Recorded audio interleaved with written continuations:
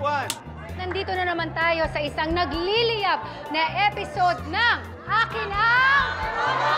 Ayan! Talo na naman tayo sa ratings. Bawi po tayo. Paano kayong babawi? Ayusin nyo yan! Nakakasana ba yung susunod na episode natin doon? Isang nanay-nanayan, inagawa ng jowa ng kanyang anak-anakan.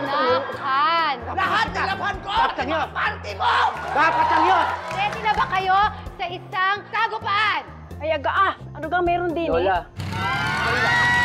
Pasok ka, bakla! Ako po si Myla Wit.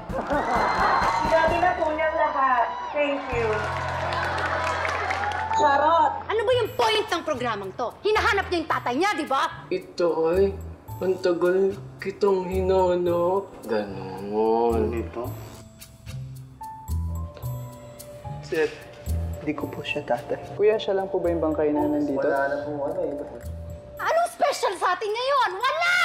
Aalis na ako. Wala akong pakialam kung anong gagawin ninyo. Nalungkot ka nung iniwan ka ng tatay mo. Nalungkot po ako nung iniwan ako ng tatay ko. Si Manong Mariano po. Nangatukang sa kagabi. Ano ba nangyari? Wala. Nakaka-stress talaga kapag mababa yung ratings namin. Hirap na hirap ka. Sige pa. Hirap na hirap ka na magtrabaho. Hirap na hirap po. Sa totoo lang. Isip-isip kung paano papataasin. Ay, hindi ko po ito tatay. Na-miss mo siya. Tuloy mo lang iyak mo, ha? Tuloy mo lang yan. Mamaya, matatapos na to. Konti na lang. Iyak ka lang. Tuloy-tuloy lang.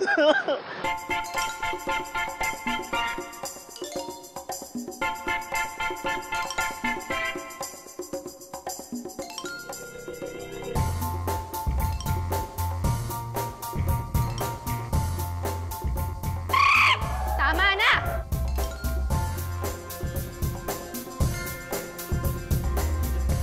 Muli ako si Miss Hope para sa isa na namang episode ng Akin Ang Corona.